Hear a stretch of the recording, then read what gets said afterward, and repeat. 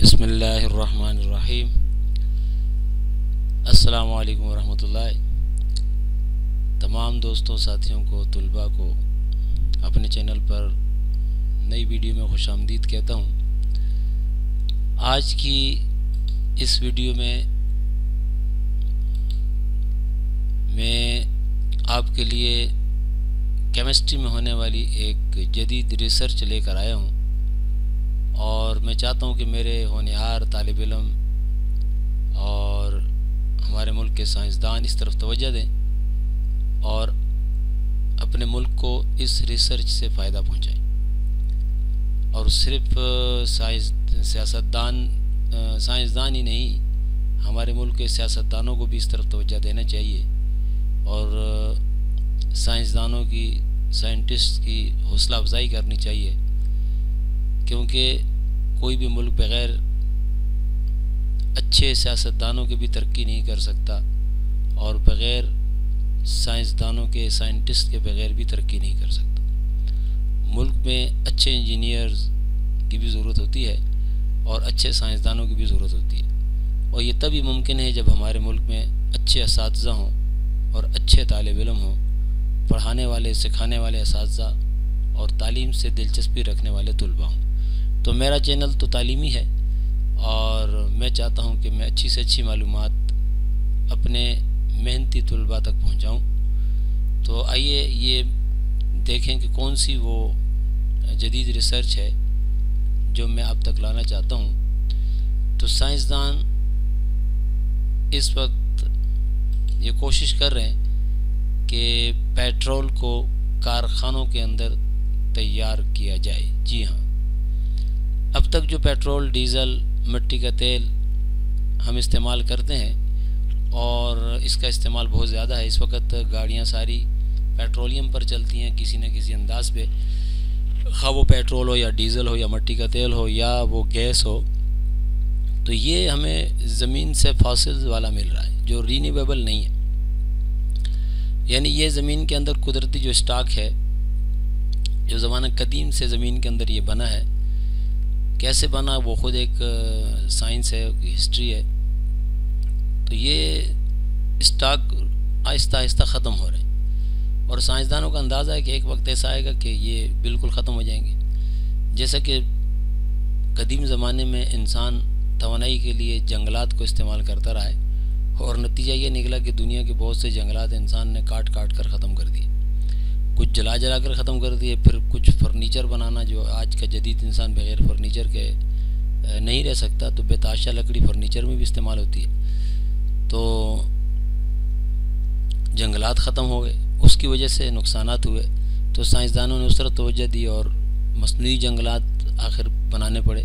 खुद पाकिस्तान का छांगा मांगा जंगल एक मसनूई जंगल है, यानी खुद हमारे यहाँ के जो माहिरीन हैं उन्होंने बनाया। तो इसकी वाकई में ज़रूरत थी। तो ये जो पेट्रोल ज़मीन से मिल रहा है पेट्रोलियम की शक्ल में, ये भी ज़खायर आहिस्ता आहिस्ता ख़त्म हो रहे हैं और गैस भी ज़मीन से मिलती है, वो भी ख़त्म हो रही है। आपको पता ही है कि हमारे मुल्क में गैस का क्या हाल है। तो साइंटिस्ट तवानाई के हुसूल के नए ज़राए की तरफ हमेशा तवज्जो देते रहते हैं और नित नए तरीके सोचते रहते हैं ताकि आने वाले वक्त में इंसानों को तवानाई की कमी का शिकार होने से बचाया जाए, क्योंकि ये एक होलनाक चीज़ होगी। और ये कुदरती है मामला कि अल्लाह ने ऐसे लोग पैदा किए हुए हैं जो इस हवाले से सोचते रहते हैं। तो बहरहाल जो मुल्क इसमें पहल करेंगे वो ज़्यादा आगे रहेंगे और दूसरे ममालिक उनसे पीछे रह जाएंगे। तो हमारे मुल्क के साइंसदानों को भी इस तरफ तवज्जो देनी चाहिए। तो ये है क्या, catalyst turn carbon dioxide into gasoline 1000 times more efficiently. ये ख़बर है जो मैं जिस पर बात करूँगा। अमल अंगेज़ कार्बन डाइऑक्साइड को 1000 गुना ज़्यादा मौसर तरीके से पेट्रोल में बदल देता है।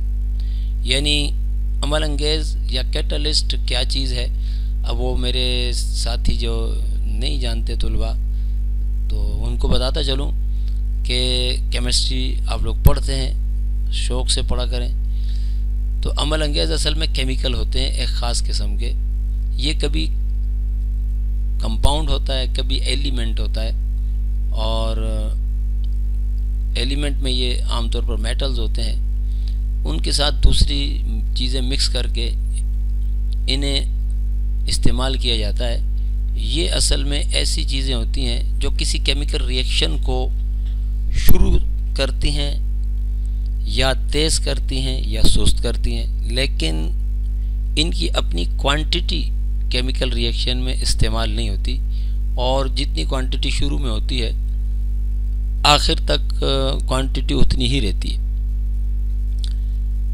मुख्तलिफ केमिकल रिएक्शंस के दौरान हमेशा इनकी ज़रूरत नहीं पड़ती, लेकिन कई ऐसे केमिकल रिएक्शन होते हैं जो अमल अंगेज़ के बग़ैर मुमकिन नहीं होते, या अगर अमल अंगेज़ के बग़ैर किए जाएं तो बहुत ज़्यादा तवानाई का इस्तेमाल होता है, या बहुत ज़्यादा प्रेशर की ज़रूरत पड़ती है जिसका इस्तेमाल करना मुश्किल होता है। तो अमल अंगेज़ जब तलाश कर लिया जाता है तो एक तो ये केमिकल रिएक्शन को कम टेम्परेचर पर शुरू करता है, और दूसरा कम प्रेशर पर करना मुमकिन हो जाता है। तो आइए इस बात को आगे लेकर चलते हैं कि कौन से साइंटिस्ट हैं, किस मुल्क के हैं, और उन्होंने क्या कारनामा अंजाम दिया और उस पर वो कितने खुश हैं। मैं चाहता हूं कि हमारे मुल्क के होनहार साइंटिस्ट और तुलबा जो साइंस पढ़ने वाले हैं वो इसकी तरफ तवज्जो दें और मालूमात को आगे शेयर करें। अगर मेरी ये वीडियो आप तक पहुंचती है, आप इसको सुनें, अच्छी तरह समझें, और अगर आपकी समझ में नहीं भी आ रही तो इसको शेयर कर दें आगे, और इस तरह ये ऐसे लोगों तक ज़रूर पहुंचेगी जो इसको समझकर हमारे मुल्क को फ़ायदा पहुंचाने की कोशिश करेंगे। अब देखें, ये जो ग्रीन हाउस गैसेस हैं, ग्रीन हाउस गैसेस वो गैसेस हैं जो ज़मीन के टेम्परेचर को बढ़ाने की वजह बनती हैं, जिसमें ख़ास तौर पर कार्बन डाइऑक्साइड गैस अहम है।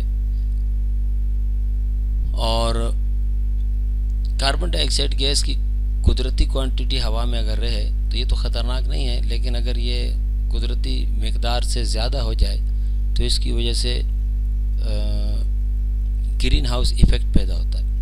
यानी इसके नतीजे में ज़मीन का दर्ज हरारत, टेम्परेचर जो साल भर रहता है उसका एवरेज ज़्यादा हो जाता है, जिसकी वजह से ग्लेशियर पिघलते हैं। इससे पहले भी मैं एक वीडियो में ये बात वाज़ेह कर चुका हूँ। तो कार्बन डाइऑक्साइड की मिकदार को असल में कंट्रोल करने की ज़रूरत है। इस वक्त दुनिया भर में कार्बन डाइऑक्साइड तमाम गाड़ियों से तकरीबन पैदा हो रही है, और साइंटिस्ट कोशिश कर रहे हैं कि गाड़ियों के निज़ाम को बदला जाए। एक तरफ तो ये कोशिश हो रही है, इलेक्ट्रिक कारें वजूद में आ रही हैं, बहुत अच्छी बात है ये भी।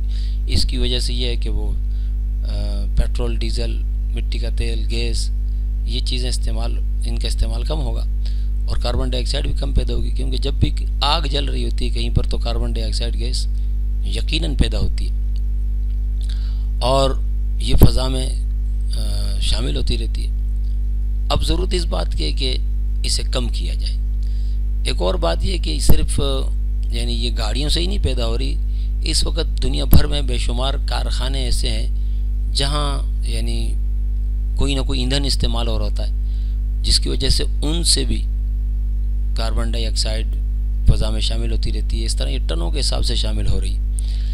तो अब ये तो हो नहीं सकता दुनिया भर के कारखानों को बंद कर दिया जाए या कारों को बंद कर दिया जाए, क्योंकि ये खुद इससे निज़ाम ज़िंदगी मुअत्तल होने का ख़तरा है। तो साइंटिस्ट ये भी सोच रहे हैं कि जो कार्बन डाइऑक्साइड फ़ज़ा में शामिल हो रही है, हवा में शामिल हो रही है, क्यों ना ऐसा कोई तरीका इस्तेमाल किया जाए कि वो कार्बन डाइऑक्साइड रिसाइकिल हो जाए, यानी हवा से उसे खींचा जाए, अलग किया जाए और उससे कुछ मुफीद चीज़ें बनाई जाएं। तो इस पर कई सालों से काम हो रहा है कि फ़ज़ा की कार्बन डाइऑक्साइड को दूसरी चीज़ों में कन्वर्ट किया जाए। बेशक वो दोबारा कार्बन डाइऑक्साइड फिर पैदा करती हैं, तो उन्हें फिर कार्बन डाइऑक्साइड को दोबारा हवा से एक्सट्रैक्ट किया जाए, निकाला जाए और दोबारा ज़रूरत की चीज़ें, केमिकल वगैरह तैयार किए जाए।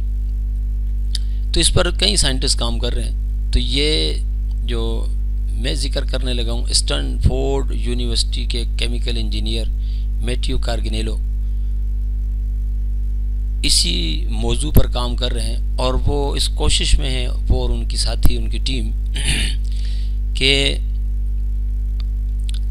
दीगर मुफीद केमिकल्स के अलावा किस तरह कार्बन डाइऑक्साइड गैस को पेट्रोल में तब्दील कर दिया जाए। जी हाँ, वो इस पर कोशिश कर रहे हैं, इस पर काम कर रहे हैं। और ये जो मुफीद केमिकल्स हैं उनमें प्रोपेन है, ब्यूटेन है और दीगर हाइड्रोकार्बन हैं जो ईंधन में तब्दील करने के लिए इन्हें काम कर रहे हैं वो लोग। अब हाइड्रोकार्बन जहन में रखिएगा, वो केमिकल्स होते हैं, वो कंपाउंड या मुरक्कबात होते हैं जिनमें सिर्फ 2 एलिमेंट पाए जाते हैं, हाइड्रोजन और कार्बन।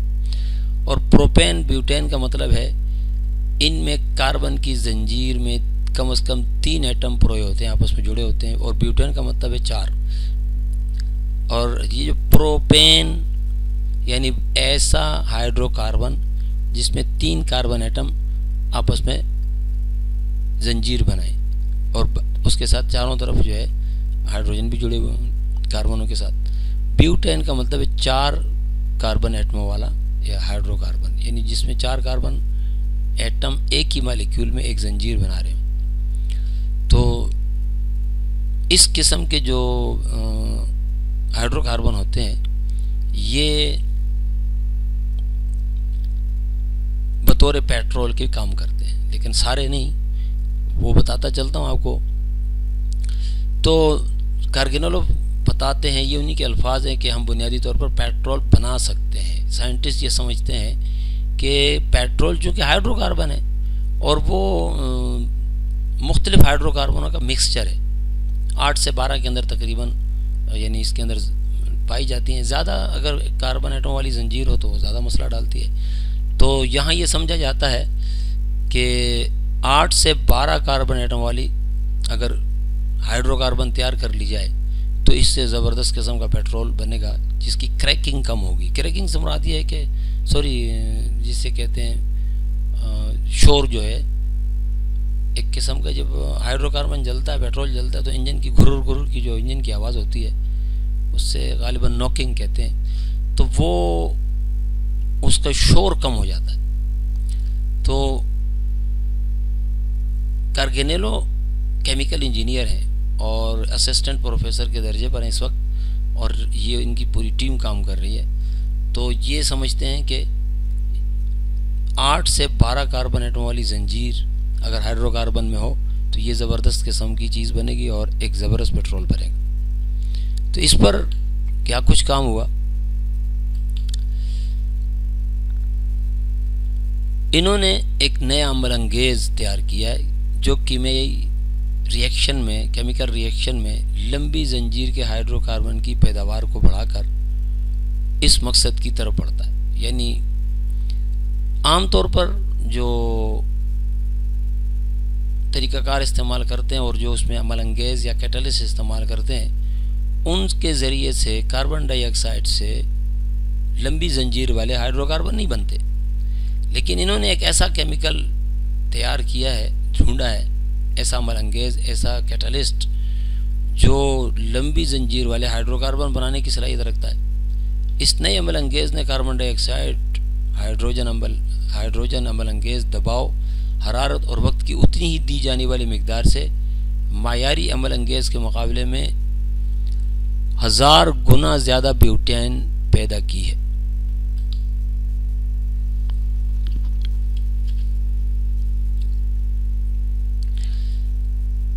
यानी जो आम अमल अंगेज़, आम कैटलिस्ट कार्बन डाइऑक्साइड से हाइड्रोकार्बन बनाता है, उसके मुकाबले में उन्हीं हालात के तहत, यानी जितना दर्जा हरारत आम कैटलिस्ट को दिया जाए और जितनी हाइड्रोजन उसको दी जाए और जितना प्रेशर उसको दिया जाए, वही सारी सिचुएशंस अगर इस नए कार्बन बनाने वाले अमल अंगेज़ को वही हालात मुहैया किए जाएं तो ये पहले से 1000 गुना ज़्यादा ब्यूटेन पैदा कर रहा है। ब्यूटेन 4 कार्बन एटमों वाला हाइड्रोकार्बन है। देखें अभी कामयाबी किस हद तक हो रही है, आप देखते चले जाएं और कितनी उनको खुशी है। जो सबसे ज़्यादा तवील हाइड्रोकार्बन है इस पूरे प्रोसेस में, और ज़्यादा से ज़्यादा दबाव में ये पैदा करता है जो मुहैया किया जाता है केमिकल रिएक्शन के लिए कार्बन डाइऑक्साइड का। यानी कार्बन डाइऑक्साइड को एक बहुत ज़्यादा प्रेशर पर रखना पड़ता है, तो वो जो प्रेशर दूसरे अम्ल अंगेज़ की मौजूदगी में दें वो यहाँ भी दें, तो ये 1000 गुना ज़्यादा ब्यूटेन पैदा कर रहा है, 1000 गुना। तो बहुत ज़बरदस्त कामयाबी है ये। नया अम्ल अंगेज़ एक रुथेनियम धात पर मुश्तमिल है। ये प्लाटिनम ग्रुप से ताल्लुक़ रखने वाली एक नायाब अबूरी धात है। अबूरी धात का मतलब है ट्रांजिशन मेटल, और ट्रांजिशन मेटल का मतलब है ऐसी मेटल जो अपनी वैलेंसी चेंज कर सकती है। ये एलिमेंट दो किस्म के हैं बेसिकली, यानी नुमाइंदा अनासिर जो होते हैं, एक तो वो होते हैं और एक बी ग्रुप के अनासिर होते हैं। यानी ए ग्रुप बी ग्रुप दो किस्म के ग्रुप होते हैं पीरियोडिक टेबल में। ए ग्रुप के अनासिर वो होते हैं जिन्हें रिप्रेजेंटेटिव एलिमेंट कहा जाता है, इनकी वैलेंसी फिक्स होती है, जबकि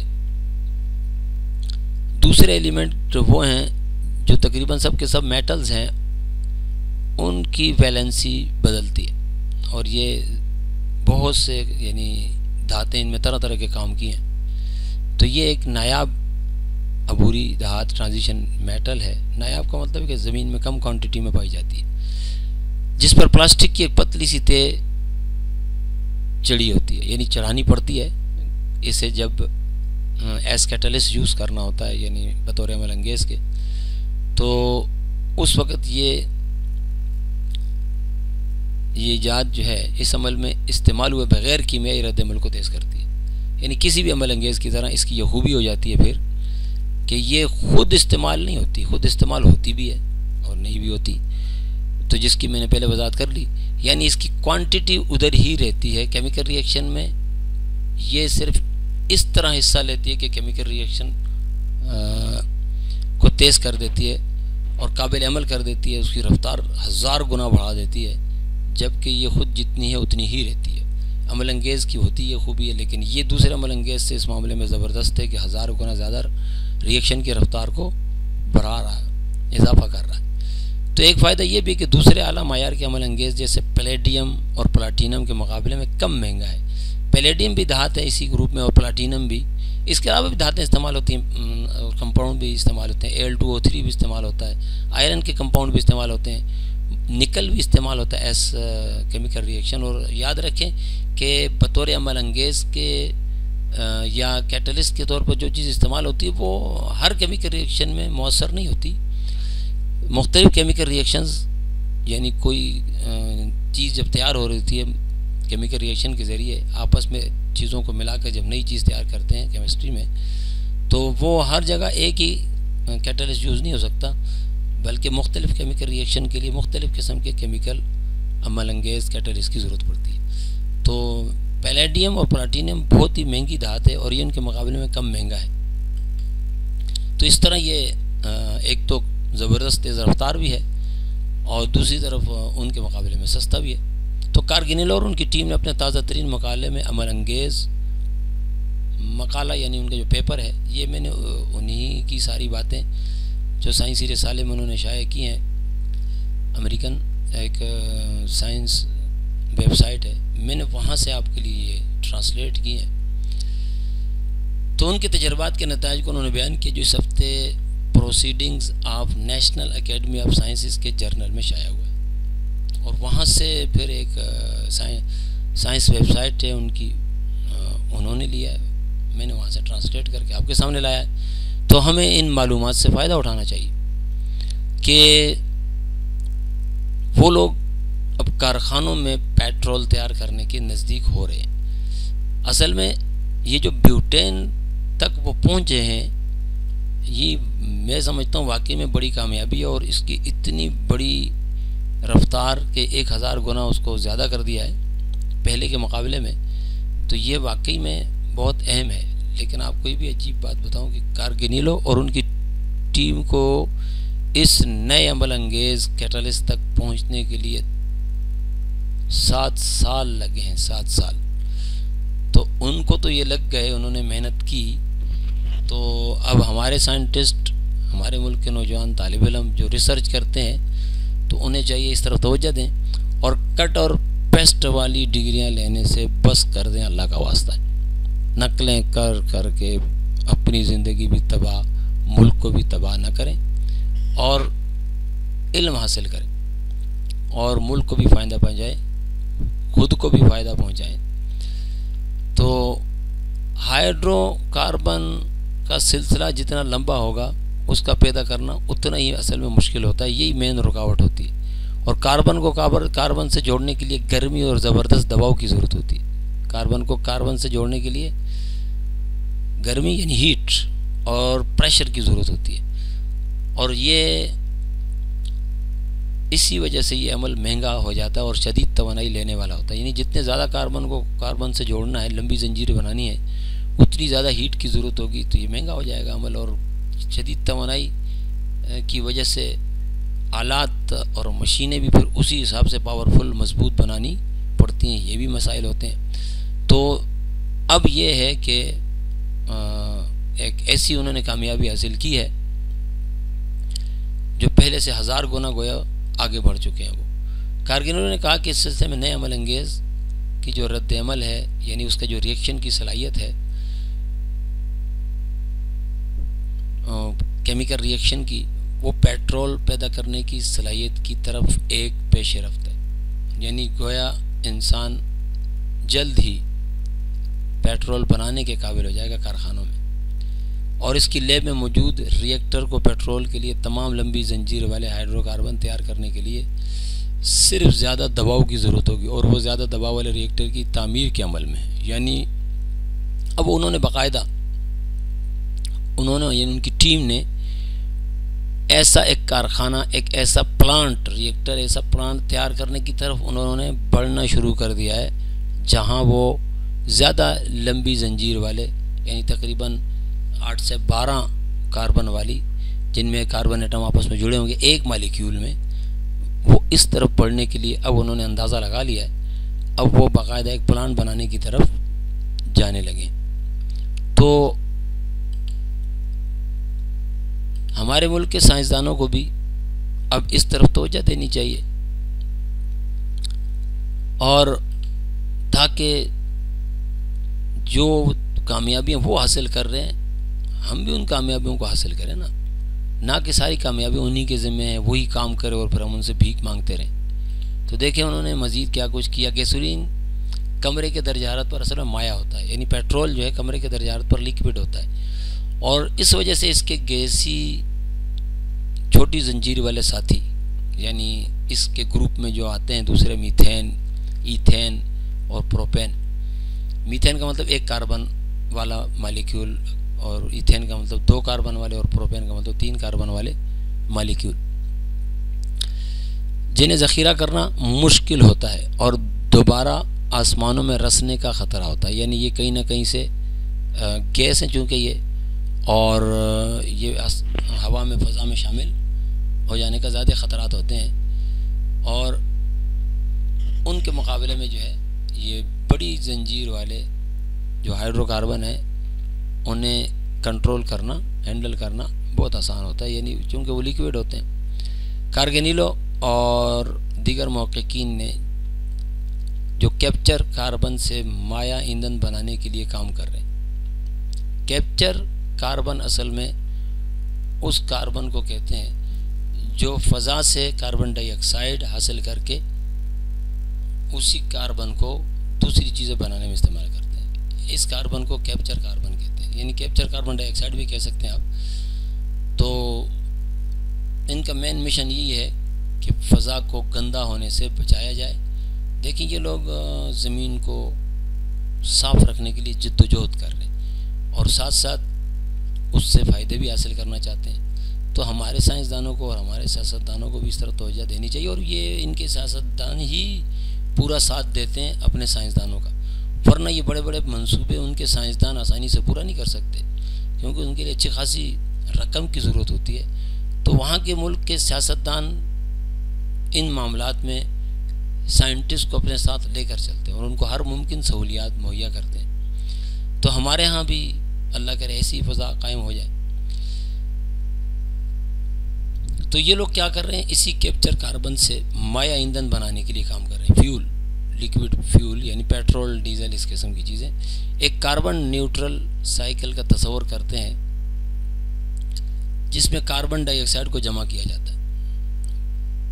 इन्होंने एक ऐसा कॉन्सेप्ट सोचा है जिसके मुताबिक, यानी एक जहन इन्होंने बनाया कि हम ऐसा प्लान बनाकर इस पर अमल करेंगे और इस पर रिसर्च करेंगे, और कर रहे हैं कि कार्बन डाइऑक्साइड को फ़ज़ा से जमा करते हैं, ईंधन में तब्दील करते हैं, दोबारा जलाया जाता है। इसके नतीजे में कार्बन डाइऑक्साइड फिर कहाँ चली जाएगी, फ़ज़ा में चली जाएगी। लेकिन वो तो उनके पास तो साइकिल चल रहा है, वो फ़ज़ा की कार्बन डाइऑक्साइड को फिर हासिल करेंगे, उससे फिर ईंधन में तब्दील करेंगे और दोबारा से ये साइकिल शुरू हो जाएगा।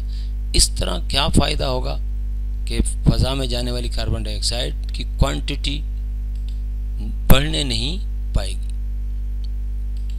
और ये बहुत अहम पॉइंट है, इस तरफ हमारे मुल्क वालों को भी तवज्जो देनी चाहिए। इधर हमारा ये हाल है कि इस वक्त हमारा लाहौर शहर दुनिया का सबसे गंदी फ़ज़ा वाला आलूदा तरीन शहर बन चुका है। कराची भी कम नहीं है, कराची का हाल तो बहुत ही ख़राब होता जा रहा है। हर तरफ गलाज़त, गंदगी के ढेर। इन चीज़ों से निजात की ज़रूरत है। और रिएक्टिविटी में गैर मामूली इजाफे की कलीद रुथेनियम पर प्लास्टिक की वो तय है, अहम है। यानी ये तय जो लफ्ज़ इंग्लिश का इस्तेमाल किया है, ये गलत तर्जमा लिखा गया मुझसे। ये असल में सुराखदार प्लास्टिक उन्होंने इस्तेमाल की है। यानी